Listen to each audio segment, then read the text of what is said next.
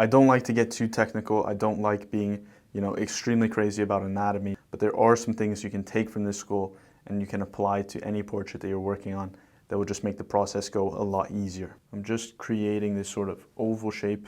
So I'm making some marks here. You hear me talk a lot about the eye sockets, and they are extremely important.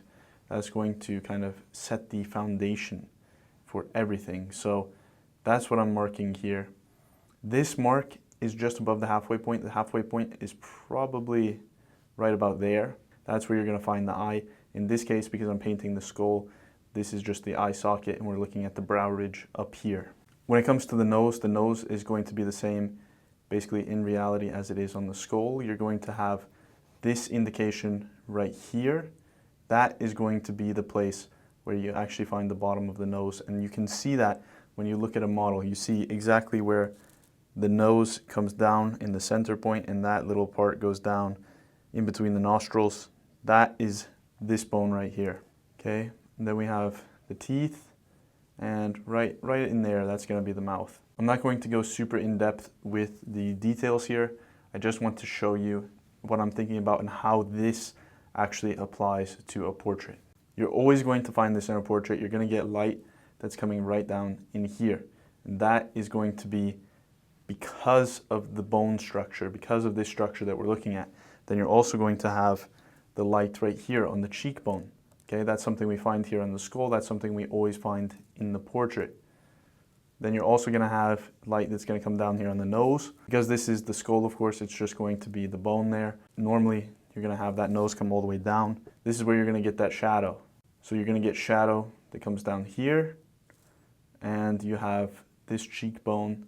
It's coming out on this side, and the head is going to round around back there. The light that comes around right here is again because of the eye socket. So the eye socket is very important. Okay, obviously you have the forehead up here. You're going to have a lot of light that's going to come right in this area, right there. So the reason for that is that you have this big brow ridge. What you see on the skull is that this is rounding back. So we're going to have the same thing. This is going to round back. It's not going to be so drastic because we have a lot of muscle that's coming in right there. Okay, I'm just going to keep marking some of these crucial points. So I'm just blocking this out, and I just want you to get an idea about how blocky you can make the face and what the face looks like when it is really blocky. This is really what I'm looking for. This is what I'm trying to find. Every time that I paint a portrait, I have a skull here. I'm looking at the skull. This is based off of the skull. So some of the most important things. First of all, I always want to find the eye sockets. Those are so important. So on a human face, you're going to have some more things going on. But this is a sort of good reference because you're going to have the eyebrow ridge.